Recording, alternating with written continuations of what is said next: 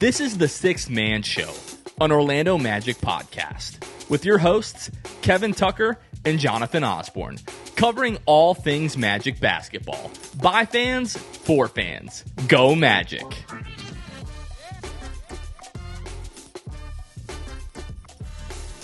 What's going on, Orlando Magic fans? You guys are back with the Sixth Man Show. Today is October 7th, 2024. Jonathan Osborne here, as always, joined by my co-host, Kevin Tucker. Kevin, how are we doing? Jonathan, the Orlando Magic play basketball today. It's preseason. It's a 1:30 afternoon tip-off in New Orleans, but it is freaking basketball. And so I'm excited. I'm ready to go. We're ready to get this thing rolling. I'm definitely pumped for this week.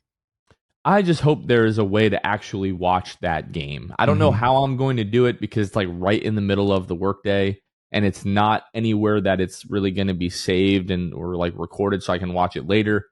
So trying to figure out how I'm going to keep tabs with what's going on in that game in like a real way that is not just box score watching is going to be interesting.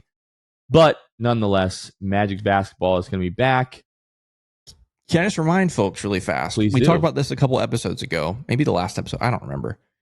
NBA, well, the Magic's website lists this, or NBA.com, I guess, lists this as available to watch on Pelicans.com. Okay. So, again, I mentioned this on the last episode. I don't think that's going to be like geo-blocked or whatever. I think everyone should be able to go to Pelicans.com and watch that game. But yes, as far as playing it back later, that'll be interesting. But yeah, hopefully Pelicans.com should be good enough for everybody. Okay, I was about to have a heart attack because I just went to Pelicans.com and tried to load it, and it told me, like, site could not be found, but then it loaded. And it looks like there's just a button on their homepage where you can click watch. But guess what? Tries to have you log into League Pass. So I don't know what's going to happen with that. I think it's going to be okay. I'm hoping it's different. I think tomorrow they will put out a link on Pelicans.com to actually watch the game. That is my prediction. I think we're a little early here. We're doing this Sunday night, folks. I believe Monday afternoon when it's time for the game, you'll be able to go to Pelicans.com and watch it. Fingers crossed for that. Later in this episode, we are joined by Mason Williams, who last couple of weeks has been covering the Orlando Magic for SI Now, Sports Illustrated. We had a great conversation with Mason. He's been doing a great job covering the Magic. We've seen a lot of Magic fans engaging with him across social media, specifically Twitter. So we thought, great opportunity to have Mason on the show, introduce him to Magic fans. We always believe that the Magic need more coverage, and Mason is bringing that. So we thought this was a great opportunity to get to know Mason a little bit better and also help introduce other Magic fans to Mason and his work. So stay tuned a little bit later. Kevin, that was a really good conversation. Yeah, it was awesome. Like you said, it's always good to have new people covering the team. Always good to have new perspective, too. Like that's the beauty of kind of sports coverage. You get different perspective, different ideas, different views of the team and of players and coaches and front office and all that kind of stuff. And so I've been super impressed with Mason's work already. And so definitely excited to see, what he has to offer over the course of a whole NBA season. Now we're back at it. Like tomorrow starts the season, like officially, I guess. Kevin is going to be doing a post-game live at 3:30, 4 o'clock, somewhere around there tomorrow once that preseason game wraps up. So we're looking forward to that. But, then we have a game on Wednesday. The Magic will be in San Antonio. We haven't really talked about that. I don't know of a way to watch that just yet. Haven't seen any Spurs.com kind of stuff where you'll be able to watch that. But then when the Magic come home on Friday to take on the Pelicans again, that game's going to be on NBA TV and Bally Sports Florida. But then the Magic don't have a game for a week.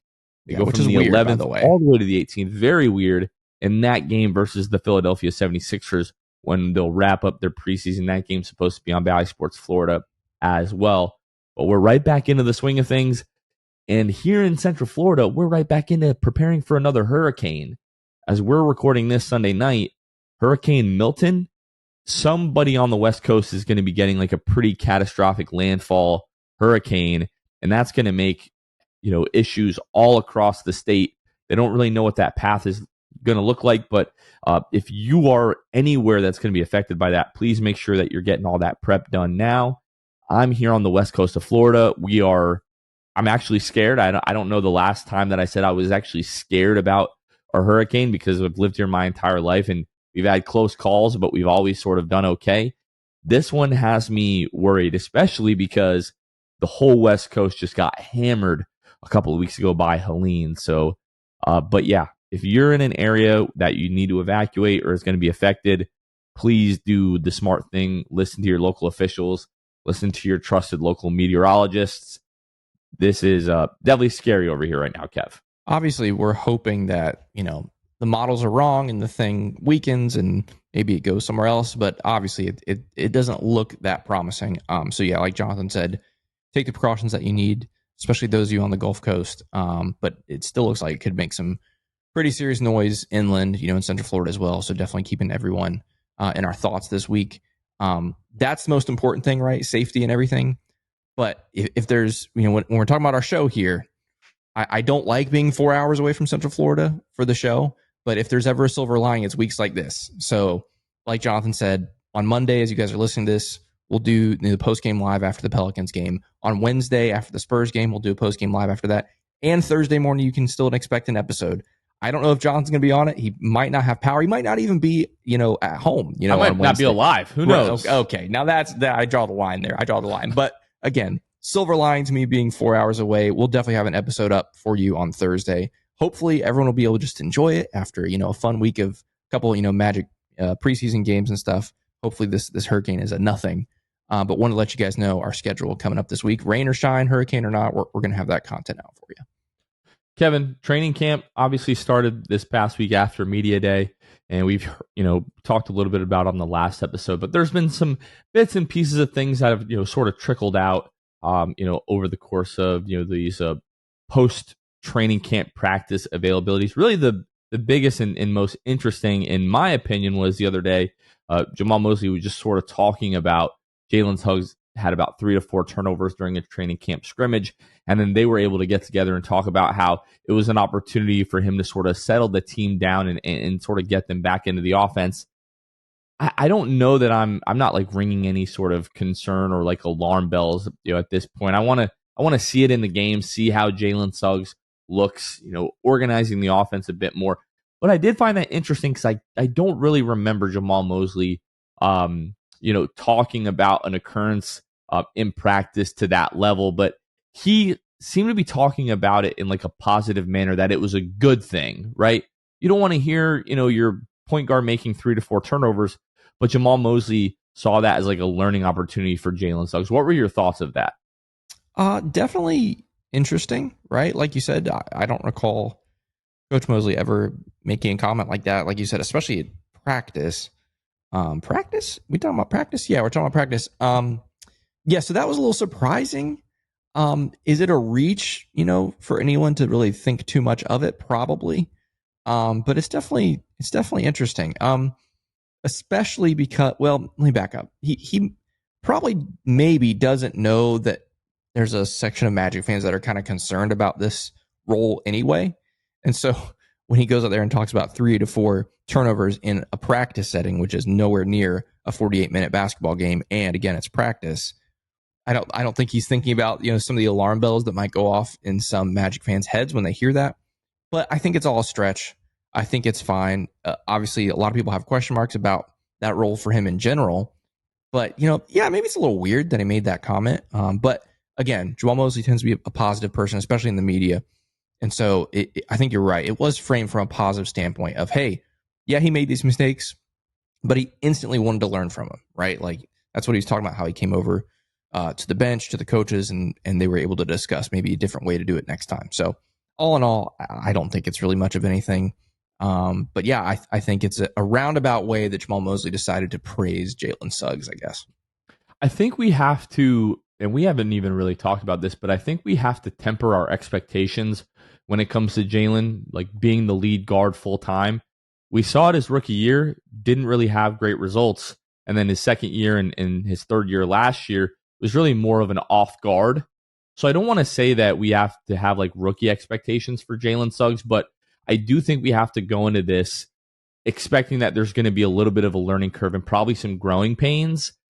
I don't know if this is the team saying, hey, we believe in Jalen Suggs being part of the core, long term for this team. But for now, this is sort of what we have to do, just given the way that the roster is constructed. or if they're coming this at more of the approach that if he is going to be part of this team long term, this is going to be the role that it has to be in. I don't really know that I agree with that second line of thinking, but I do think there's something to the extent that the Magic didn't really go out and try to get a full-time lead guard this offseason. But I think we're going to have to just be a little bit patient with Jalen. I think it may be painful at times, but I'm hoping that it ends up paying off. I also think, and this kind of spills over into a conversation we're going to have in a second about maybe what some things we're looking out for this week in preseason. There's a range to this whole idea of Jalen as a lead guard, right? Like when we talk about, Paolo essentially leading the offense for much of last season, and then in this offseason talking about maybe having someone kind of take some of that weight off of his shoulders. How much of that, though, right? I don't think we're talking about Jalen being the lead offensive generator for 48 minutes a night, right? I think Paolo is obviously still going to have plenty of that, time. Franz is going to have opportunities like that. So, like, how much time, literally like time, possessions, how many possessions a game are we going to see Jalen in this role, right? Like, it could just be 10 more possessions a game, 20 more possessions a game. Who knows? Again, that kind of spills over into things I'm looking forward to and looking into this week of preseason is how much of an opportunity are they going to give Jalen? Because there is a world in which they give him a little bit more of a opportunity than he's had in the past in that role, and it goes well enough and that stays. There's also a world where they try that for a while and it doesn't go well, and then we're right back to where we were last season with Paolo generating all the offense. I think that is, I don't want to say it's a probability, obviously, but I think it's one of the options that could happen. If this quote unquote experiment doesn't go well, they're going to have to do something. Again, that's kind of doomsday pessimistic, but I'm just thinking of the spectrum there. Like, how much of an opportunity are they going to give Jalen to kind of run the offense? And that's something I'm definitely looking forward to seeing this week in preseason. I think that's a perfect segue into what we're looking for in terms of preseason. Number one, I think it is going to be the Jalen Suggs. I don't even want to call it an experiment, but just to see how he's progressed and grown in that type of role. Talked about at Media Day how much he's been working on his handles and that it was to the point where it's not something that he has to think about it. It's more natural. In a practice and training setting, that's all good and well. Preseason, and it's going to be another step up as we go into the regular season. So we're going to be watching that through the preseason, but also the start of the regular season as well. Beyond that, I really want to see what the bench unit looks like. I fully expect to see AB sort of take over the Markelle Fultz role that we saw from last season, or maybe he and Cole are going to sort of share those responsibilities in the second unit. But that's what I want to see, right? Like AB, Cole, Gary, J.I., Mo Wagner. I think that's what we're going to see in that second unit.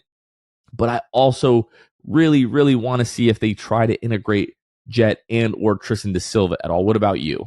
Yeah, that was one of the first things that I thought of as well as that second unit. What I'm interested in seeing / scared of is Anthony Black being just stuck in a corner. That's what I do not want to see. I don't, as much as I love Cole, and I think there are opportunities for that. I should back up. I think there should be times with that second unit that Cole should generate offense, but it shouldn't be the whole time. Like Anthony Black sitting in a corner is a waste of his ability, if you ask me, right?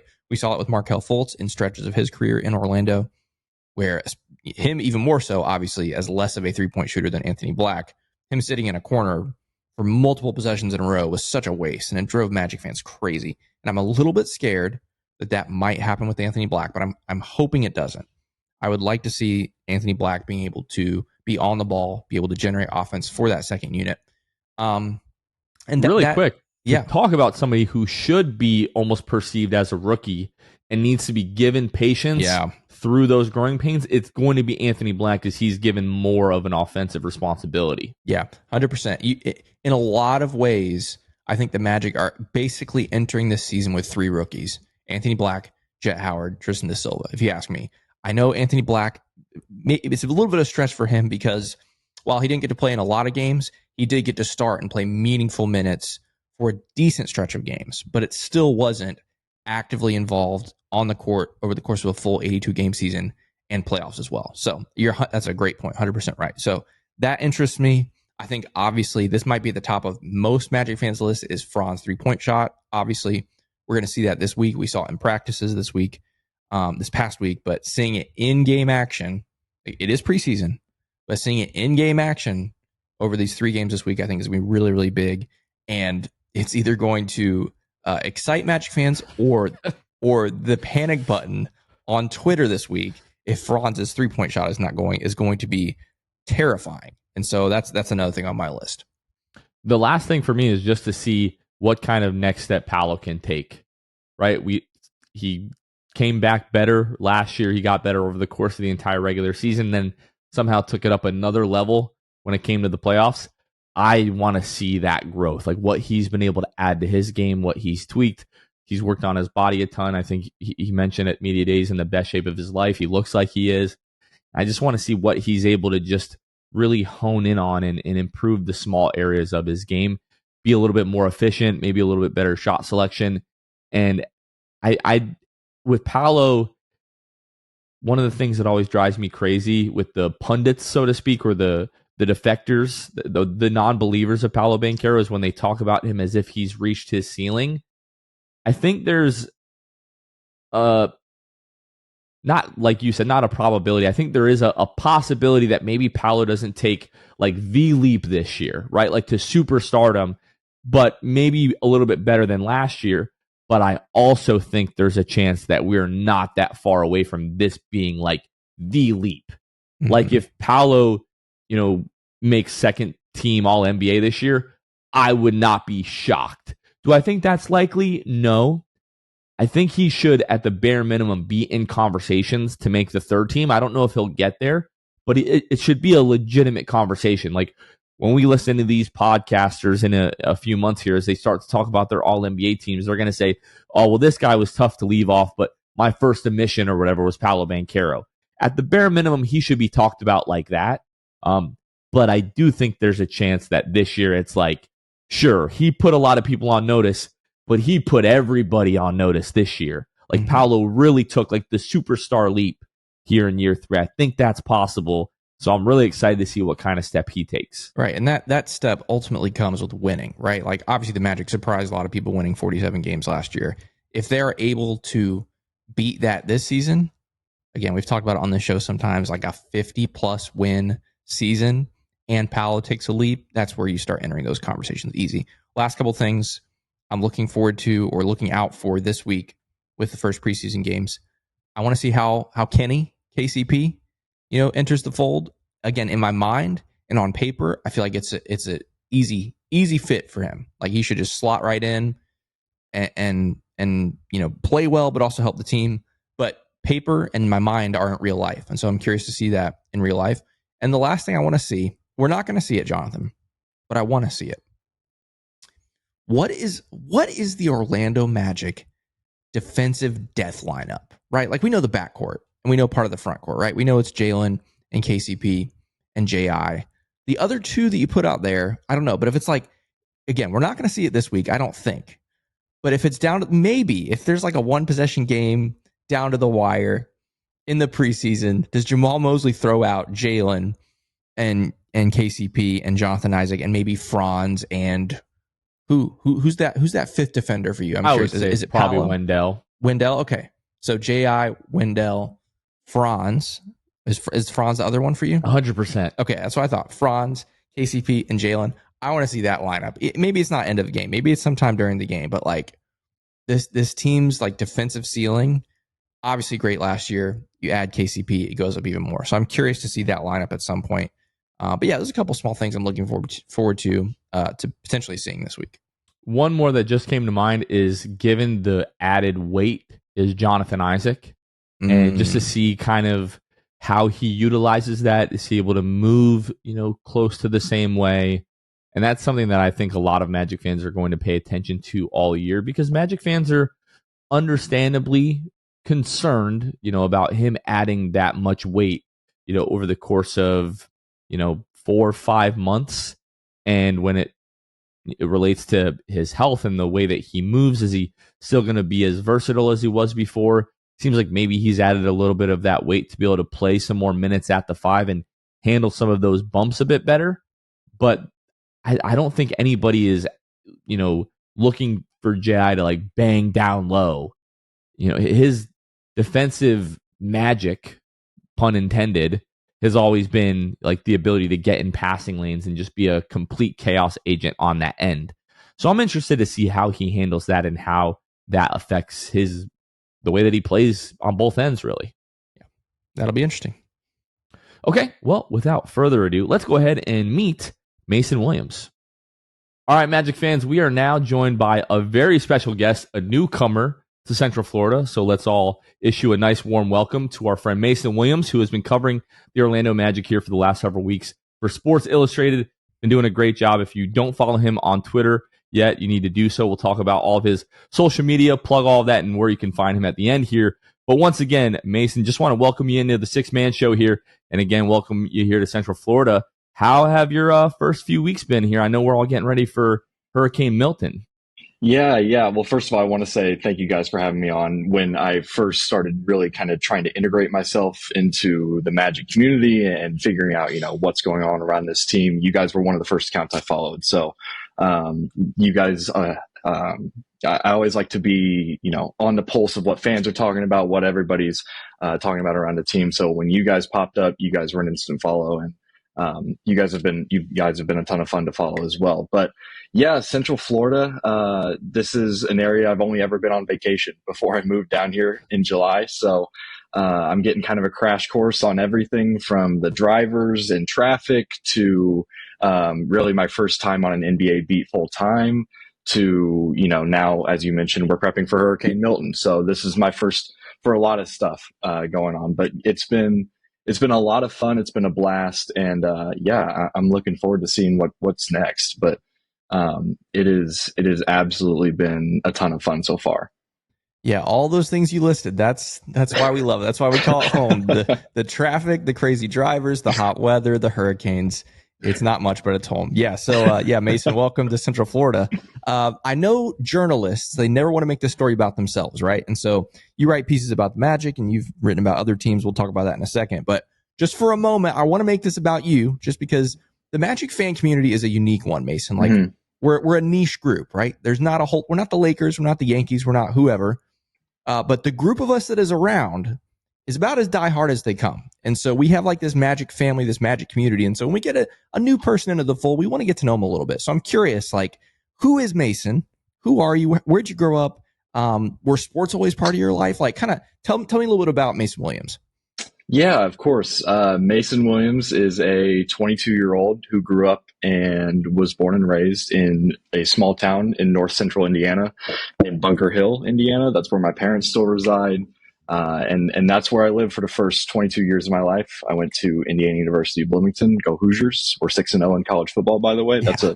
That doesn't happen. So, I went to IU and I studied sports media with a concentration in sports journalism, had fantastic teachers. I worked with a ton of great students. I believe, obviously we talk about Northwestern, Syracuse, Mizzou as all of these great schools for journalism, but IU is really coming along, and we've had a great media school program, a great director.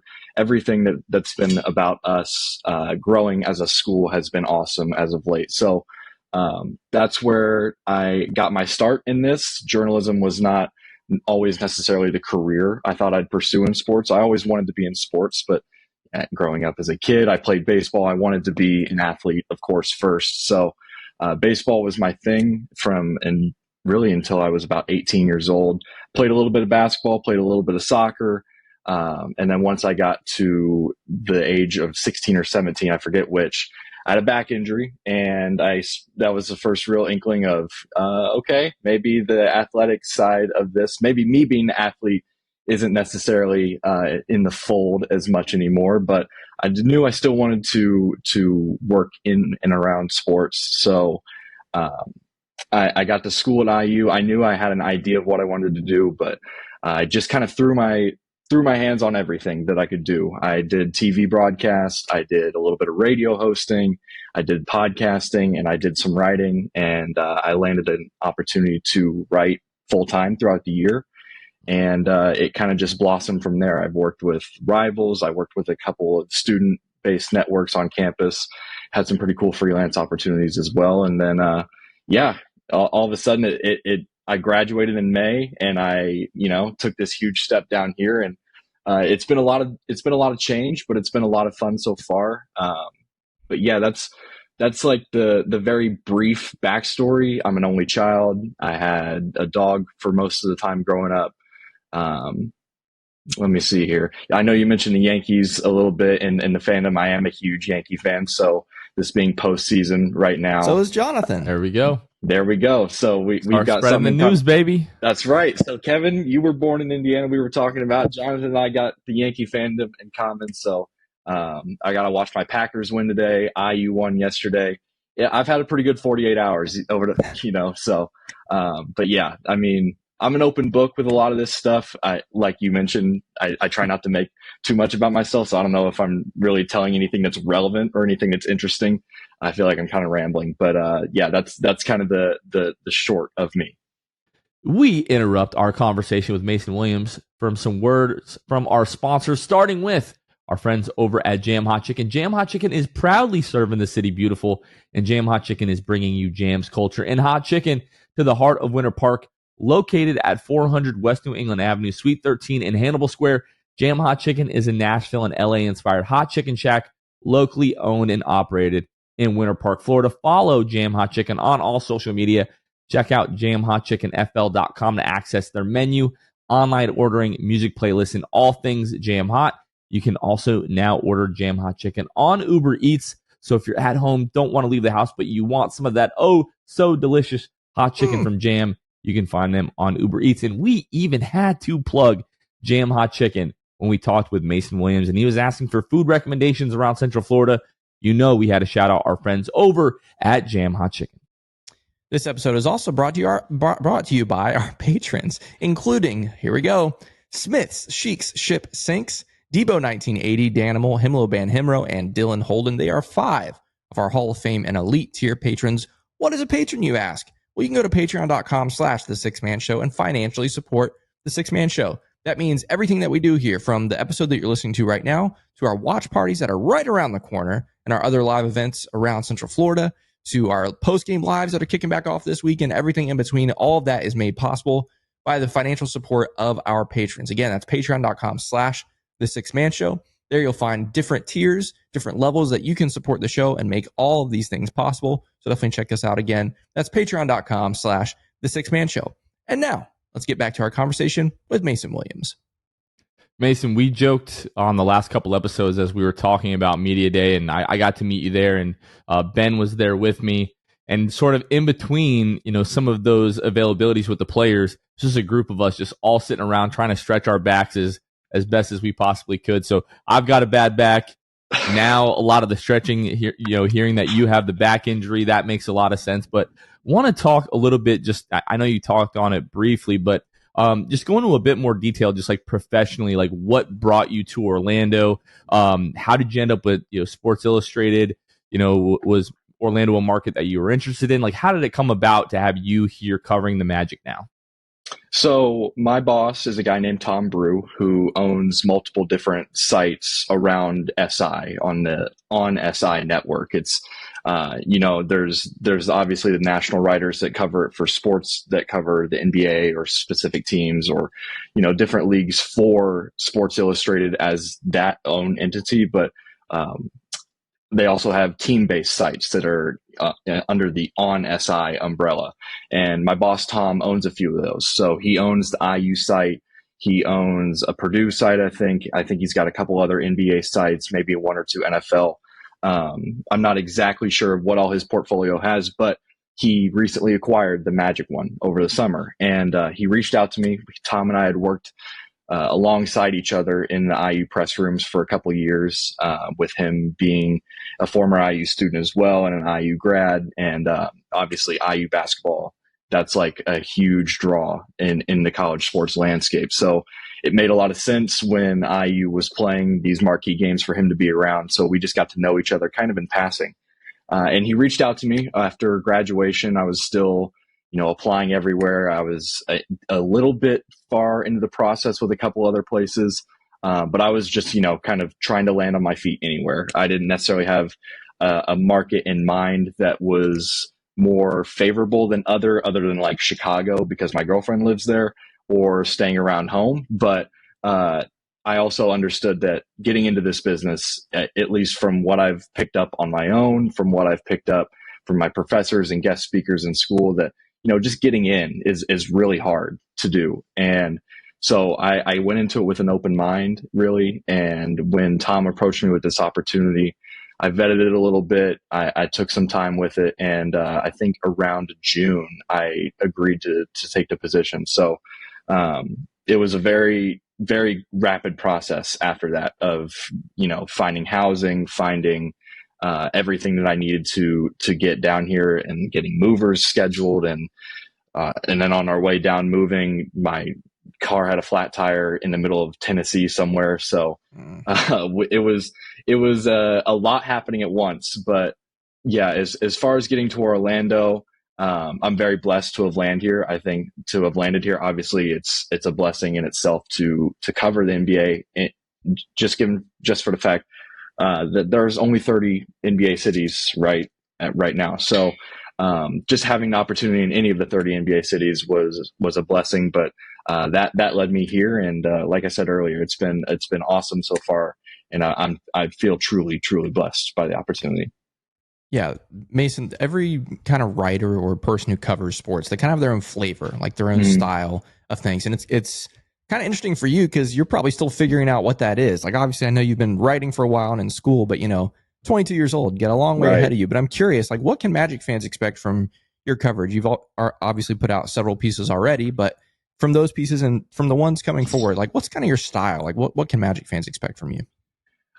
Style wise, that's one of the things, like you mentioned, still trying to figure out, as I'm 22, I'm trying to find my voice in a landscape that is foreign to me up until 3 months ago. But I know one thing that has always kind of presided over the way I cover any team, whether it's a good or bad football team, a good or bad basketball team. I covered baseball a ton.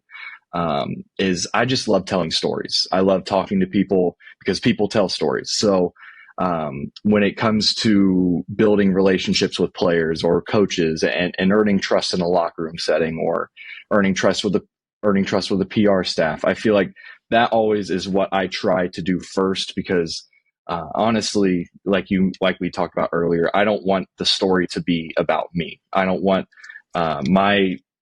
I want you to be able to understand and recognize that it's a story I wrote, but I don't want myself to be a part of the story. I want to connect fans and people that are on the outside. I want to use my access to be able to give people an inside look. So obviously there's the nuts and bolts of every journalism career, and game takeaways and gamers and all that kind of stuff. But really what I've always found a ton of pleasure in writing is features and writing profiles and noticing details and stuff. I'm not the most analytically driven guy. I like to look at the numbers and try to get an understanding of what's going on. I'm not going to sit here and say I understand the ins and outs of every X and O set that the Magic will run on offense this year.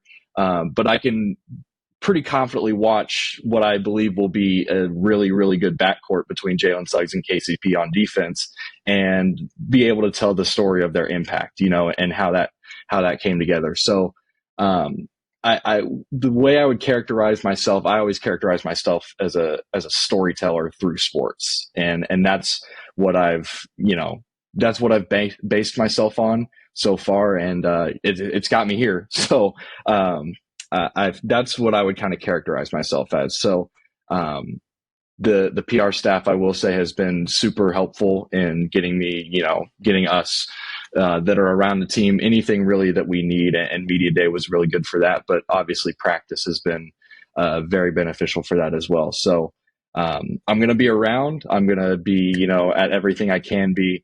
And, I hope to be able to tell the stories behind it. So that's my goal about it. So Mason, you've been in Central Florida for, like you said, close to 3 months now. What are your earliest impressions of Central Florida, but also the Magic organization? And I see that you've had some interactions with Magic fans on Twitter already, but what have been your earliest impressions of Magic fans as well? Magic fans, I'll start there because it's one of the things where over the summer, the NBA doesn't really necessarily take a ton of precedent over, the sports calendar outside of free agency. So there were a couple dead months there really where it's, you're trying to figure out what's really going to go on throughout the year, especially myself, being new to the beat, having transitioned from college to professional sports. There was a lot of questions that I was asking myself. So, once media day came around and we got to start really kind of churning out our own individual unique content, I have seen quite a boost in following, I will say, and it's been very humbling so far.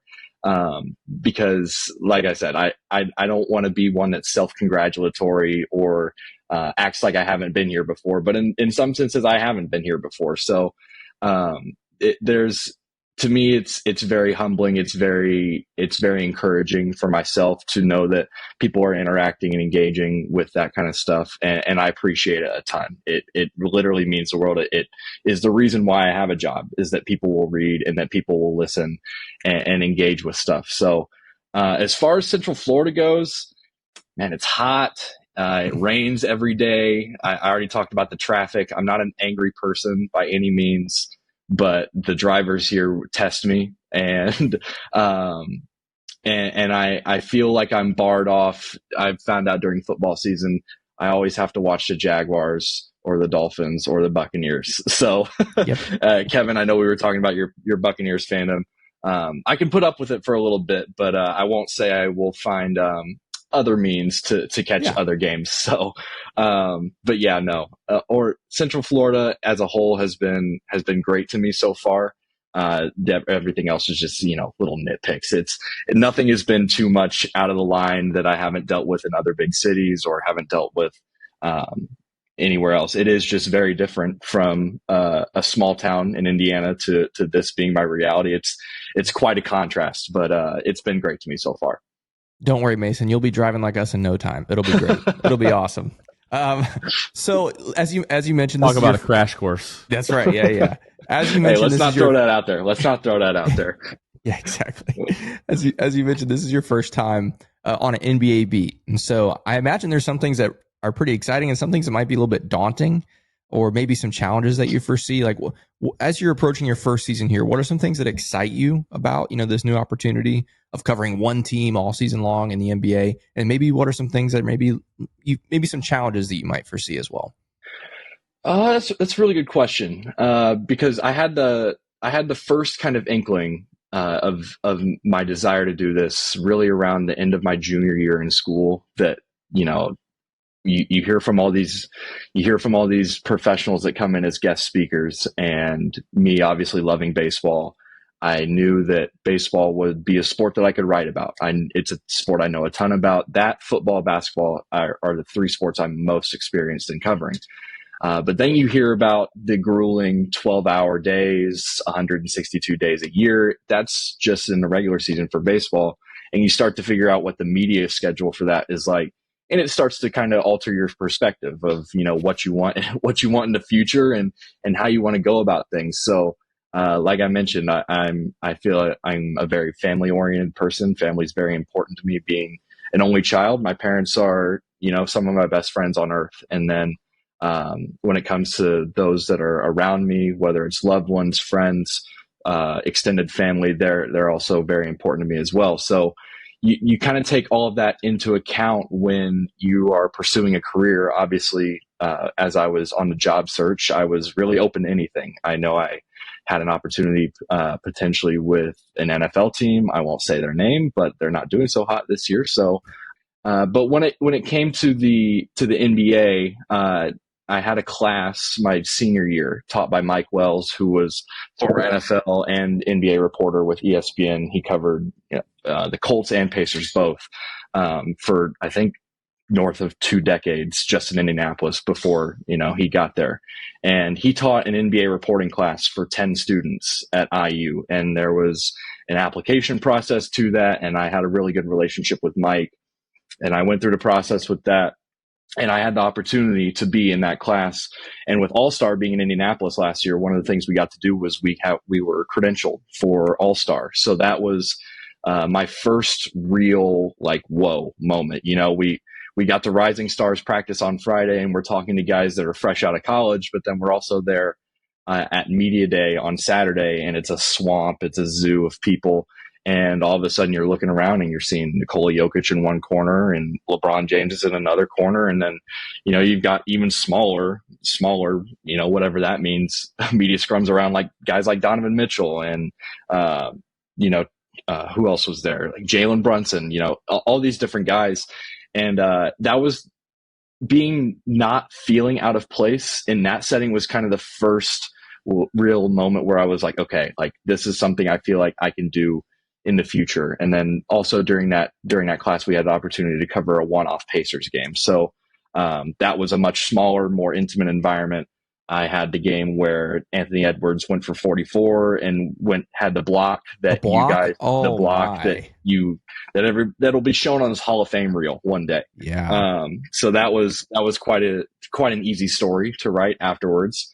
But those were kind of some of the moments where I was like, okay, this is really what I want to do. And it's just, it's God's timing. It's funny that this is how it's worked out.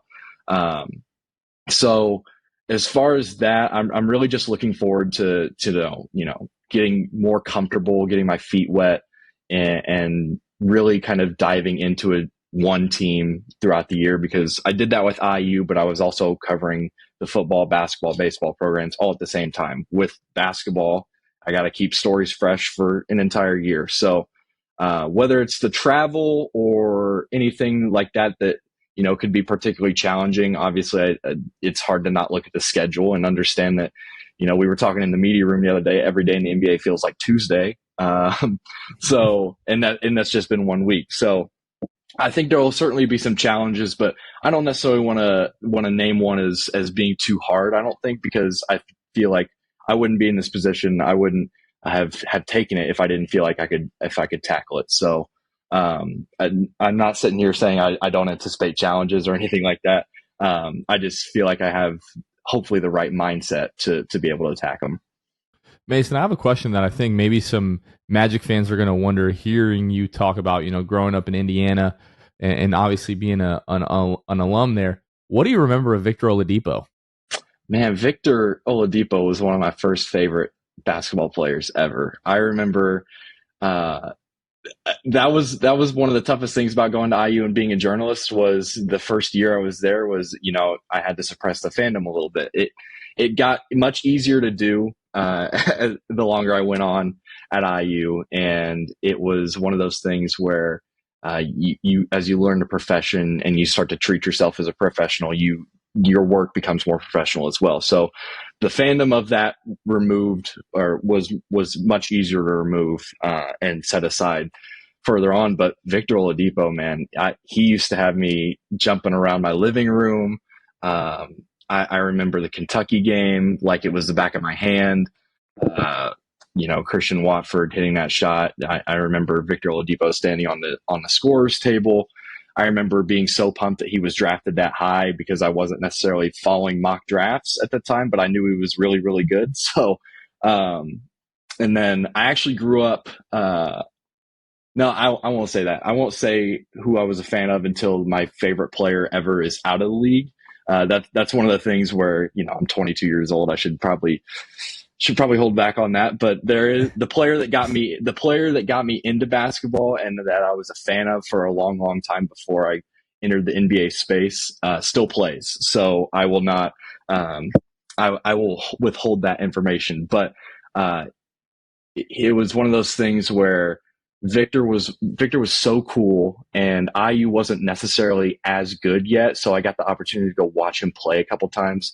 And he was just like, he was unlike anything I'd ever seen in college. And it really hurts my heart that he's had so many injury issues. And he's one of those guys I'll always root for. He went into the IU Hall of Fame this year.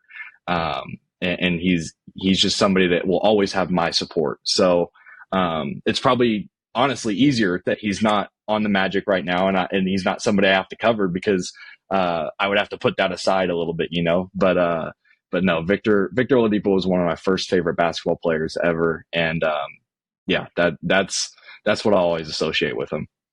Yeah, we had a lot of fond memories with Victor here in Orlando. Not necessarily the best teams, unfortunately. It was a little bit of a wasted era of his career, honestly, in some ways, but a lot of great memories, and he's definitely still loved in Orlando. I'm curious, Mason, Jonathan, myself, the people that watch and listen to this show, like we breathe this team, right? We love this team. We've followed this team for a really long time. So we kind of have like, in some ways, sometimes we can have tunnel vision, right? Like a certain way that we understand this team or certain ways that we think about this team. I'm curious for you as an outsider coming in, what's maybe like a storyline or two that interests you most coming into the season? Like what's maybe one or two things that you're kind of on the lookout for, especially with preseason tipping off this week and the regular season right around the corner? What are some storylines that interest you? Well, I know as an outsider coming in, the opportunity, one of the things that really excited me about this opportunity was the ability to kind of be aligned with the career of Paolo Banchero. He's somebody that is younger than me and is already an all-star.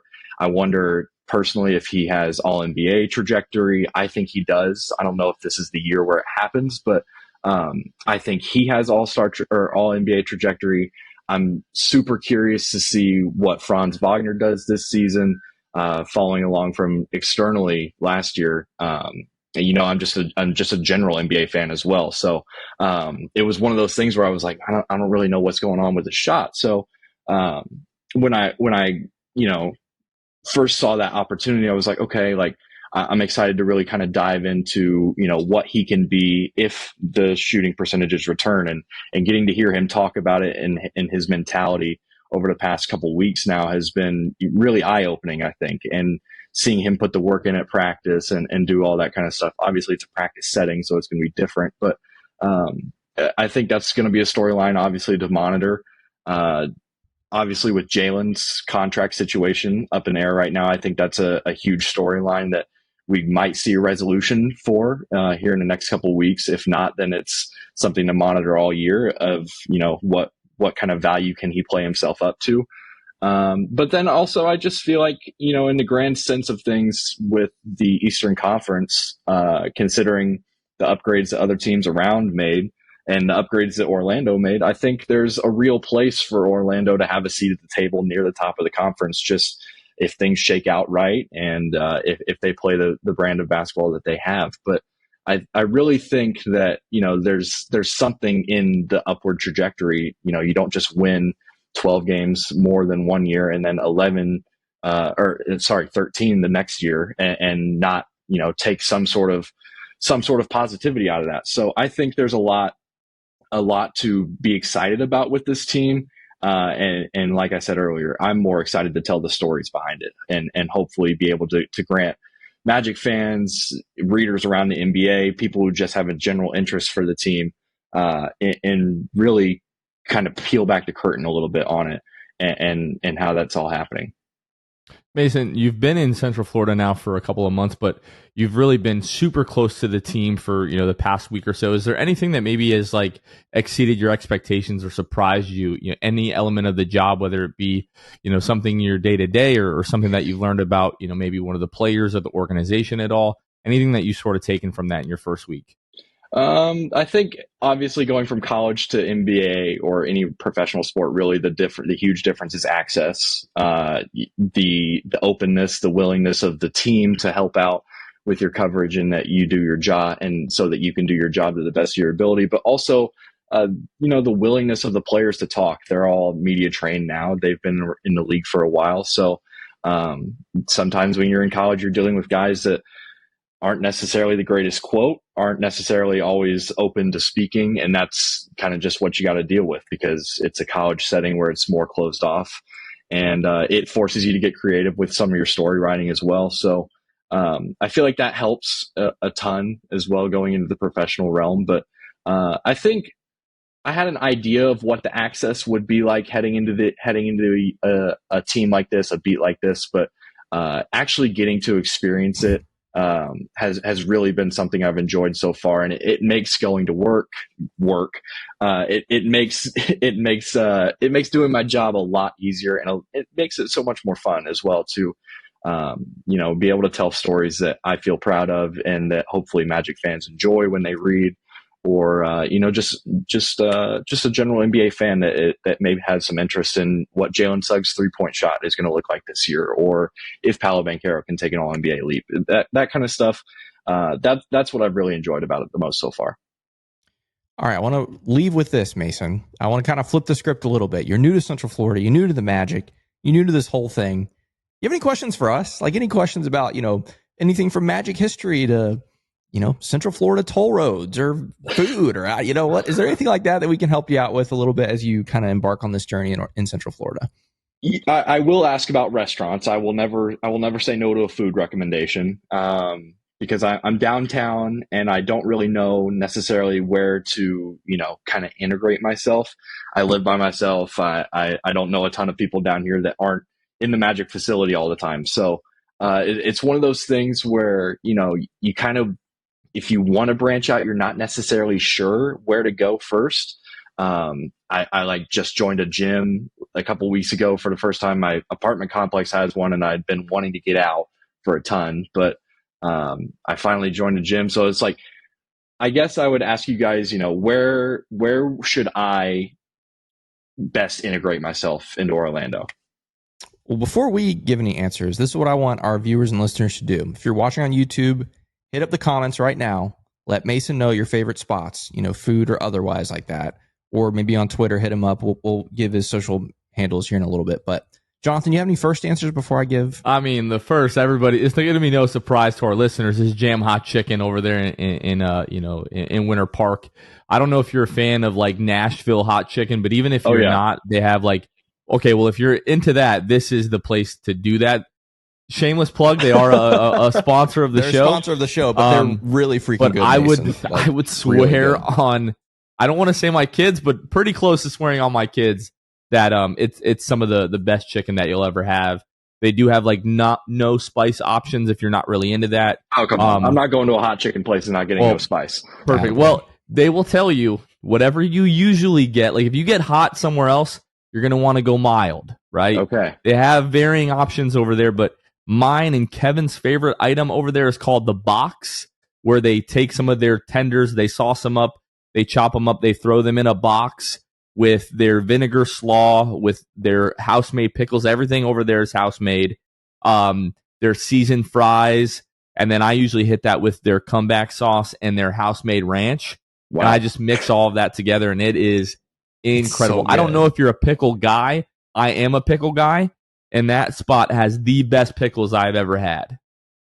Pickles are very polarizing. I know that. I'm not necessarily going to sit here and say I could eat them on anything, but I feel like with chicken, you kind of have to, right? Yeah. Especially if it comes with it. So yeah. So Jam Hot Chicken, give them a try. They're in Winter Park. Okay.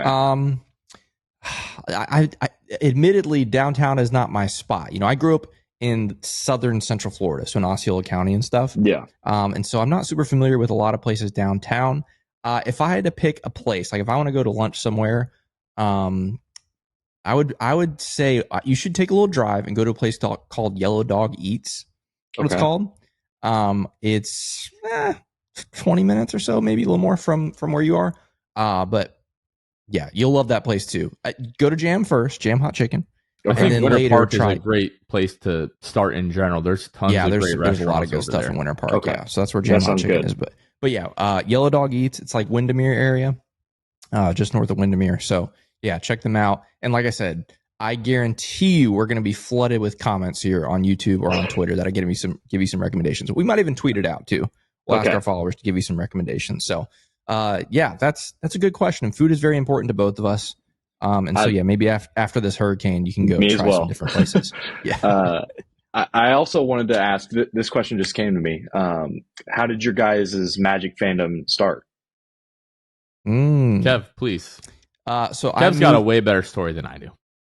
Gosh. Okay. Do I want to give the whole story? Do I give the whole story or the half story, Jonathan? I'm sure. See, that's what I'm sure you've already told this story multiple times. Simplified. Give him the simplified. I'll give you the simplified version. My family moved to Central Florida in 1999 when I was 7 years old.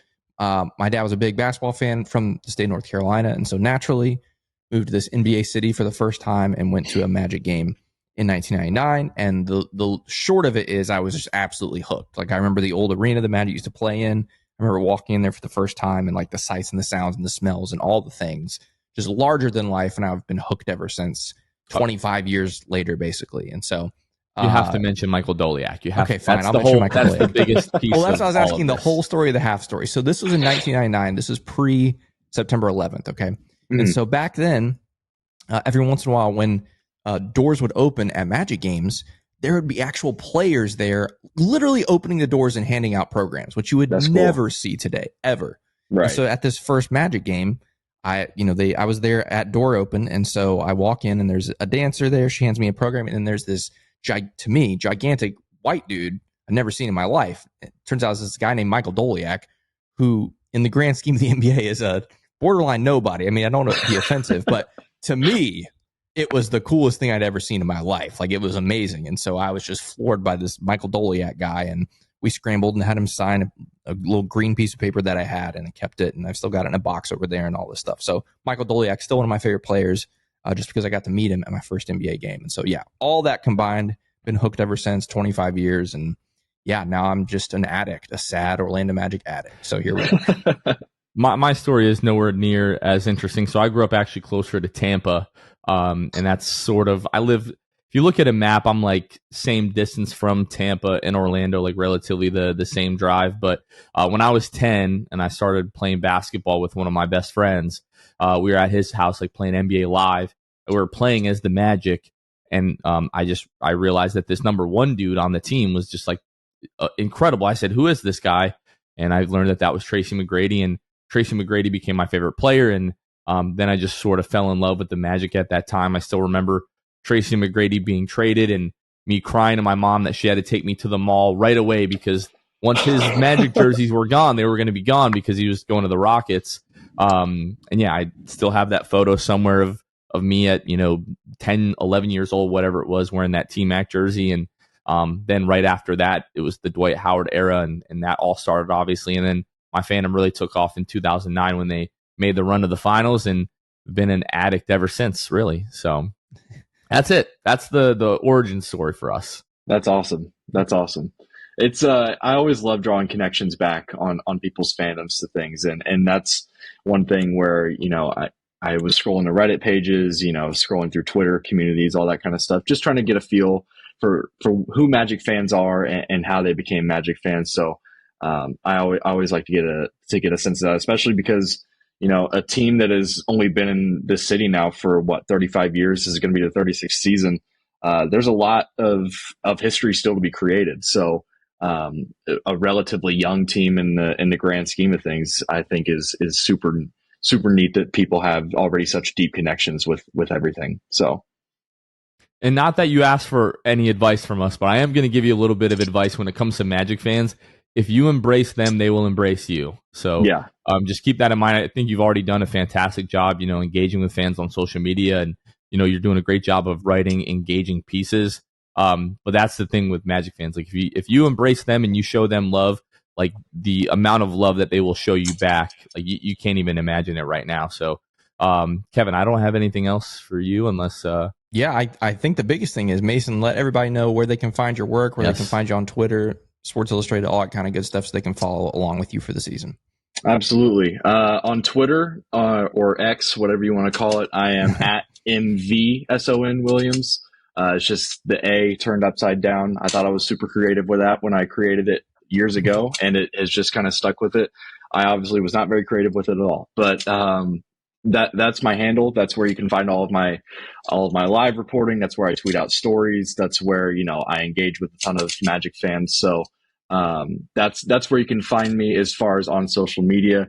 And then as for if you're one of the people that just want to have the link to the stories and be where the content is, it's si.com/NBA/Magic, or you can also go to SI's site. There's a little button at the top left that says on SI, go to NBA, go to Magic.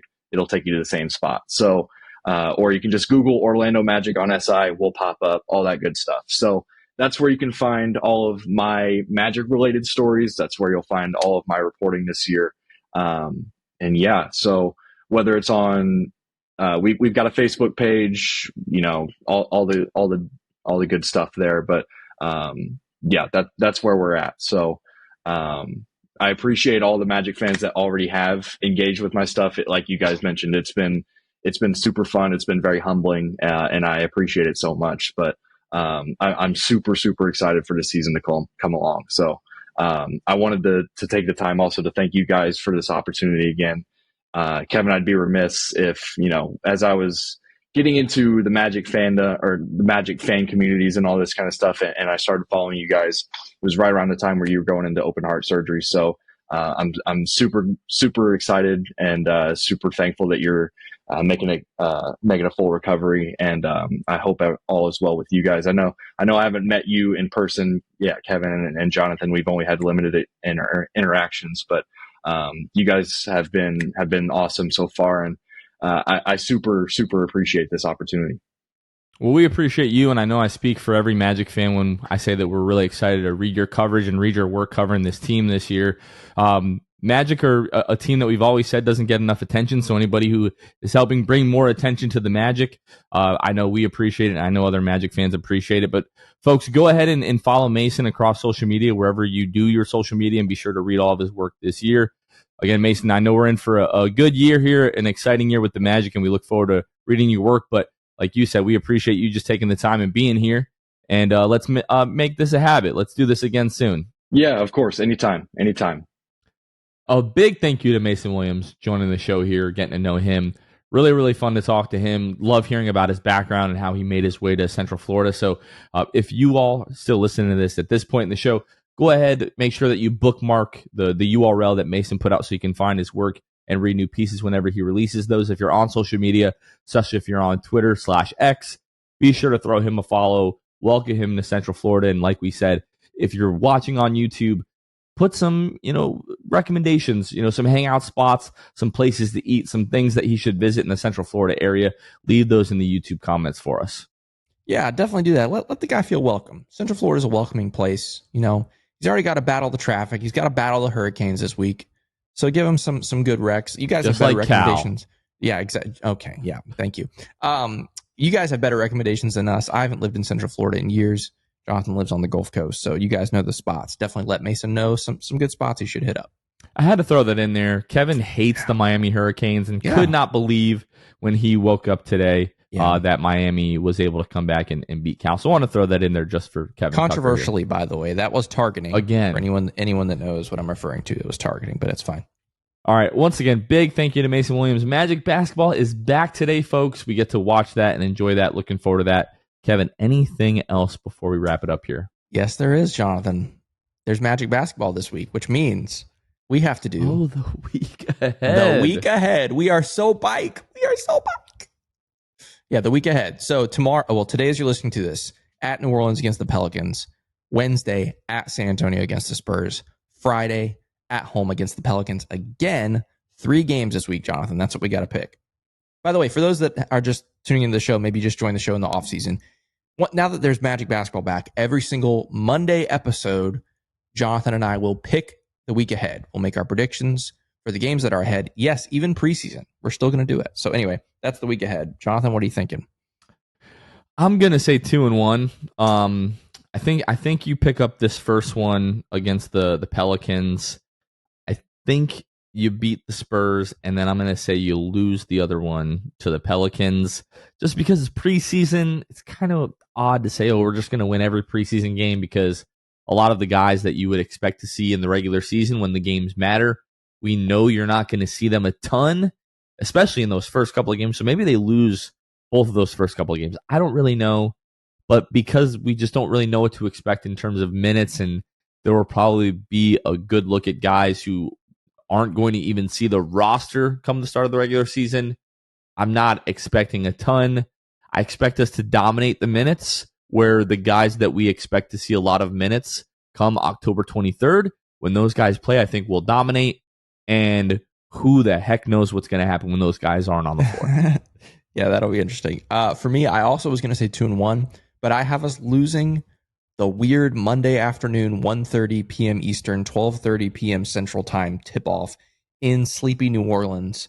Probably going to just be a crowd of kids. Like, let's be honest. That has to be the only explanation for a middle of the day, 12:30 local time on a Monday tip-off of the preseason. I bet it's going to be like 10,000 school kids that are going to be there just screaming with their high-pitched voices. It's going to get in the minds of the Magic third stringers that are playing. No, I've got us losing the game on Monday in New Orleans, beating the Spurs, and then getting our revenge on the Pelicans on Friday at home. I like that. I think if there is any game, if you were going to pick them to lose one, like if you wanted them to lose one, if they had to lose one, it would be that one. But I'm going to stick to what I said. I'm going to say you pick up the win tomorrow, you pick up the win on Wednesday, and you lose on Friday to the Pelicans at home. I don't know if do we want to save the last game for next week, week ahead, even though it's a whole week away. Yeah, we need to see these 3 games. I need to see the sample size before I measure how we're going to do against the Philadelphia 76ers in the last game of the preseason. That is the one that's going to be the most fun because that's usually like the dress rehearsal. So for those of you who may be newer to Magic basketball, maybe in the past you haven't really paid a ton of attention to preseason basketball, the way that it usually goes is the first couple of games is more of like getting guys conditioning, just sort of knocking off the rust a little bit. But then you're going to get a look at, maybe some of these, camp invites that, have been, brought into the fold.